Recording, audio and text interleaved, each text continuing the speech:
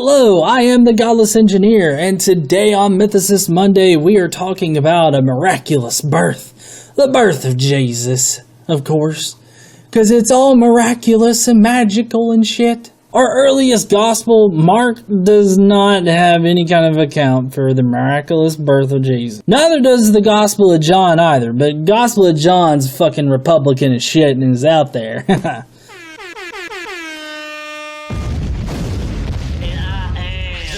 Engineer, a conscious pioneer, a logic general, a reason brigadier.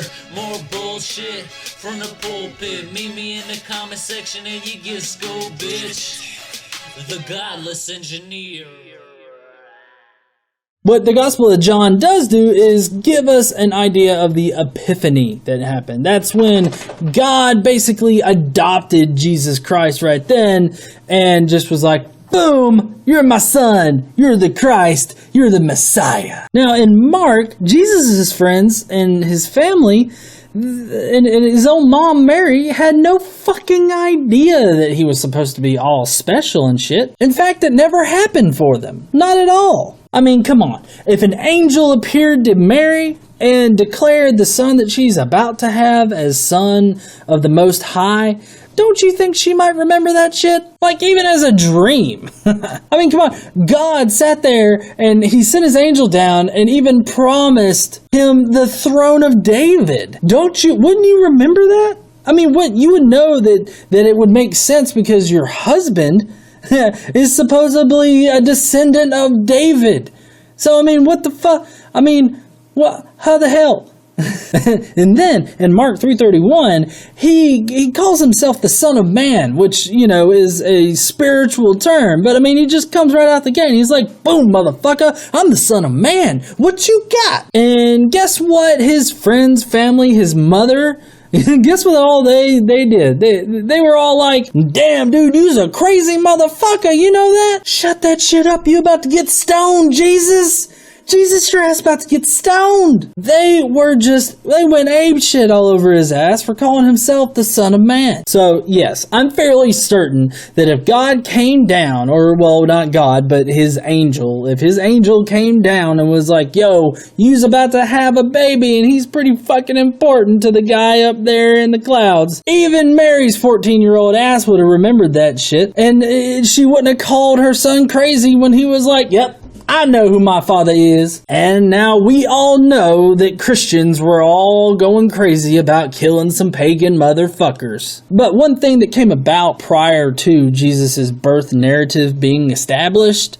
was this whole virgin birth thing. You know, like a God mating with these mortal women and somehow having these magical babies and shit. I mean, that's what I'm talking about. Plutarch actually records this shit in his Convivial Disputations, but only that it may be in spiritual sense that she was impregnated, not in the, hey, let's get a cheap motel room kind of sense. In one particular biography of Plato's life, Diogenes Laertius or some shit like, I can't pronounce his fucking name. He has Apollo approaching Plato's father in a vision and basically making him a cuckold. Do you know what a cuckold is?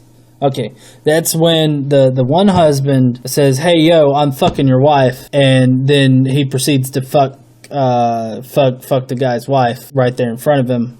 And the dude has to watch. That's pretty much what Apollo did. He was like, back up off, I've got this. And he ended it with a, yo, don't touch her until my son's done cooking, okay? And then Plato was born. Yeah, I know that doesn't make sense, but I mean, come on. These people were really, really gullible at the time, okay? Let's give them a little bit of a handicap for that one. But I mean, can't you see how this mirrors Jesus' tale so closely? At least one in particular.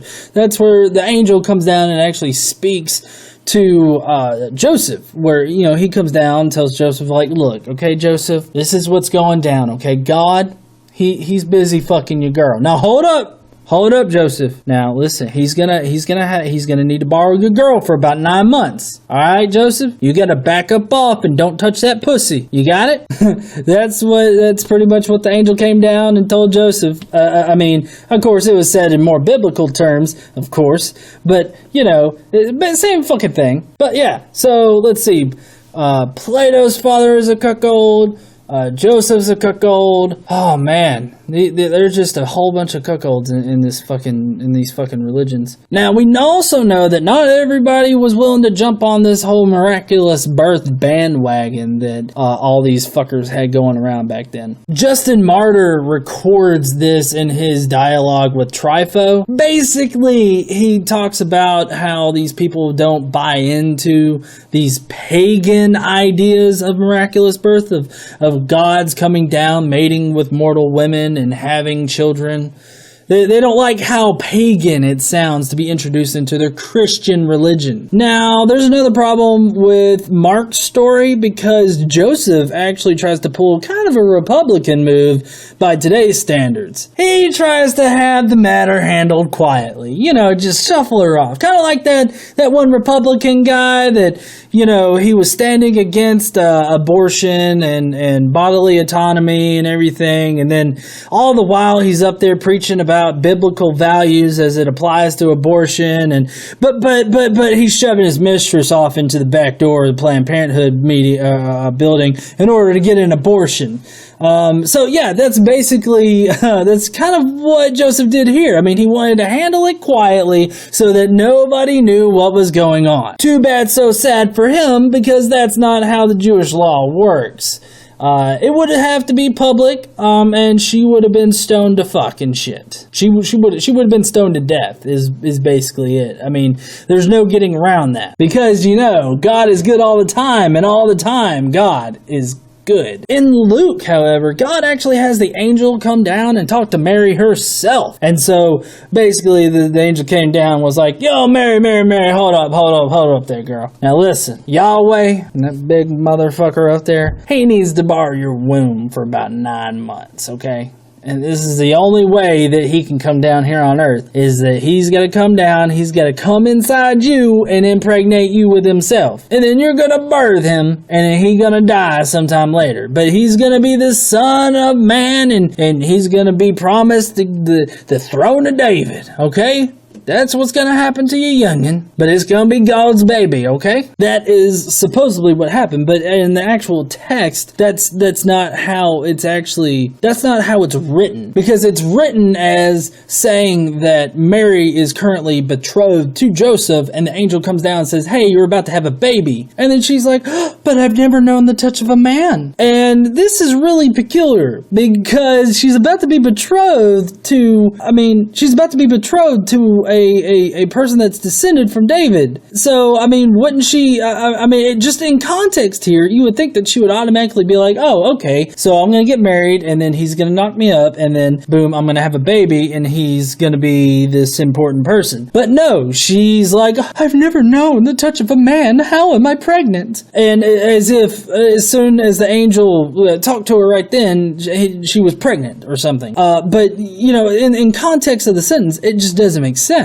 So, what do we make of this? Why is that part there? Why does she ask this really dumbass question? Well, it most likely is explained by later Christians coming in and writing it in order to emphasize the point of it being a miraculous birth, of it being a virgin birth. And so they didn't take the context of the entire passage into consideration when they were adding this in there. So it's just kind of like stuck on the end there, you know, kind of like I don't know, whatever you do with this shit. But obviously the story that Luke inherited didn't need a divine father for Jesus. I mean, it was fine with a purely Davidic father for Jesus. But at the same time, it supports this idea that it was of a miraculous birth. What you have here are two communities that are clashing. One community was the first to pin it down, and then another community came in behind and was like, nope, let me fix that. And that's how you have that particular passage. It's also why it's considered a contradiction, because you can't have two fathers. I mean, you can spout legalese all you want to about concerning property and all that kind of shit about Joseph and God being the father of Jebus. But, all you're getting there is you're just grasping at straws. You're moving the goalpost at that point. We also know that the line that we are concerned with is actually Joseph's line. I've heard some apologetics out there where they try to argue that maybe one of the genealogies for Jesus is for Joseph and the other one is for Mary. This isn't, this can't be, because Mary's a Levite. She's a Levite. She's not Judean. Joseph is the only Judean there. And if they're trying to connect Jesus to some kind of fantastical idea that he is of David's genetic line, then it would have to be of him. Like, it can't just be of Mary. I mean, if God was divinely impregnated her, then the only genetic material that was there would be God. Unless, maybe, what God was meaning was that, basically God went and scooped up some of that good old David sperm, stored it in a cosmic sperm bank, and then brought it right back down and just fisted Mary one good time. I was like, go, my children, go! Good luck finding that porn. Thank you for joining me on this Mythicist Monday. Please join me next time when we talk about more mythicism and stuff. I hope that you had a wonderful time today. And if you will, go down below, hit that subscribe button as well as that like button. I'll see you guys next time.